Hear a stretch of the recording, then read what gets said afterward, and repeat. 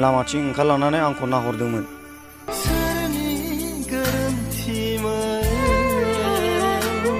हाबा जानाया मास मोननै जाबाय। आसलथे माखासे जोंनि बर' हिनजावफ्रा मा जाजोबमारखो जेबो बुजिनो मोनला।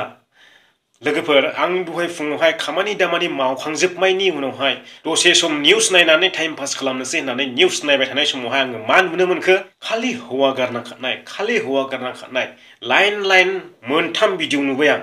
बेनिखायनो ओरैबायदि सानदों आसलथे जोंनि बर' हिनजावफ्रा फैसा लुबैनानै खारो ना देहानि गोजोननाय लुबैनानै खारो बेखौ जेबो बुजिनो मोनला।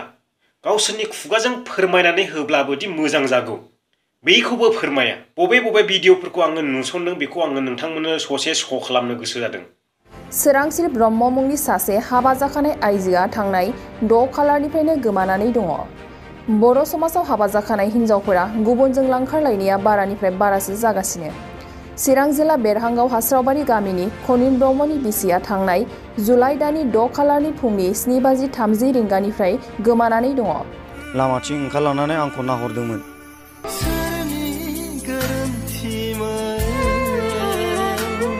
हाबा जानाया मास मोननै जाबाय। नोङो मोजां मोननायजों थाङो ना आंजों थायो बिनि एगजामपोलखौ आंनो नांगौ। आं बेखौसो हमनोनो हायाखिसै मा लुबैनानै खारमारो माखासे हिनजावफ्रा। आङो बैखौसो मिथिनो लुबैनानै एकदम एफ्लंनानै नायनो गोसो जादों। आङो समावहाय बेफोरबायदिखौ जकिं खालामनानैहाय भिडिअसो खालामनो गोसो जायो, नाथाय फारसेथिं गोहोम गोलैहैयो, मालायनि न'खराव मिनिनाय जायो।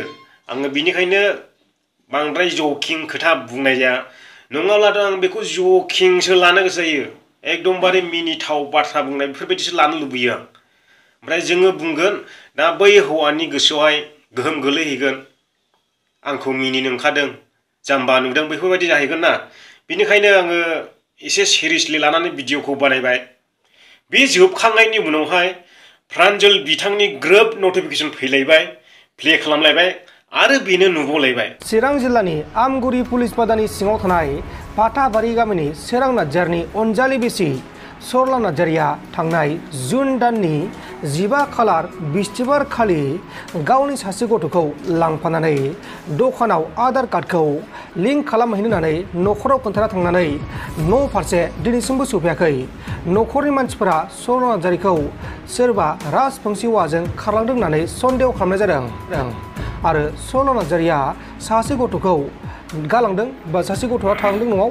दा बे गथ'आ गाबगासिनो दङ गावनि बिमाखौ नागिरनानै आलाय सिलाय एकदमबारे जोंनि बर' बे प्रान्जल बिथांनि भिडिअखौ नायबाय थानाय समावनो गाहायाव लन्डां ओंखारनानै दंफैलाय मोनसे जेम्स बिथांनि भिडिअआ, आरो बेखौबो प्ले खालामनानै नायलायबाय आङो, आरो बेयावबो हिनजाव खारनाय नुबावलायबाय।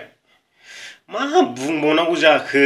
मोनसे जायगायाव मोनसे जायगानि सासे हिनजाव गथ' गोनां गोमादोना हाबा जाहैदो जेबो उदिस गैया। बेनि हौवाया आंनो कल हरदो, स्क्रिनावबो होनो हागोन बे हिनजावनि फट'खौ, नोंसोर सिनायोब्ला बे हौवानो कल खालामनानै खोन्थाहर। खुलुमबाय रायजोफोर, आंनि मुङा सोमदोन बसुमतारी, आंनि जायगाया सनितपुर डिस्ट्रिक्ट।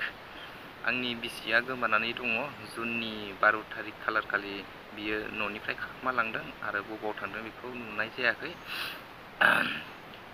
आरो नागिरनानै मोननाय जायाखै। दायो फिसा सासे दङ बिहा 4 बैसोनि, बेखौ गारनानै थांदों आरो गासैबो रायजो राजाफ्रा नुदोंब्ला नैबे जानबुं नाम्बाराव 8453229026 फन नाम्बाराव नुदोंब्ला खोन्थाहरनो थाखाय गासैखौबो खावलायनाय थाबाय। बिदि जायोलाय आसरितसो मोनसे आं जोंनि बर' आइजोफोरखौ। साला हासुं गोनांफोरनि जात कन्ट्रल गैयि दारमासनि जोंदों सिस्लायसैलाय आंनिया। बेफोरबायदि नुबाथाय एकदमबारे थिखिनियाव दावखायो आं रागायानो खाथियाव मोनब्ला आलौ होजोबगुंलायलाङो आङो साला सुवादफोरखौहाय, गियान गैयि जातफोरखौहाय। हाबा जानो गोसो गैयालादि मानो जाथानोथाय, थाब्लानो जायो 2 नाम्बार मावनानै। सिथोब मालायनि लाइफखौ मानो बरबाद खालामो, मालायनि लाइफजों मानो गेलेयो अगियान हिनजावफ्रालाय। बे बाथ्राखौ बुंनायाव सानदों जानो हागौ नोंसोरलाय मा मिथिगौ मालायनि न'खर, बेफोरबायदि सानदोंला हाबायानो जानाङाना। आं बेफोरबायदि हिनजावफोरखौ दाबायदियाव नुसनबायला खनसे खुदुं माने 50 सोबाना गारबोनायलै जोंखाय आं इदिखौहाय माबासो बुंनो गोसो जालांबाय आंनि गोसोआनो दा बांद्राय बुङोब्लाबो न'खरफ्राव इफेक्ट जाहैनो हागौ गोहोम गोलैहैनो हागौ ओंखायनो बारा बुंलिया आं खोथाफोरखौ नोंमालाय एकदम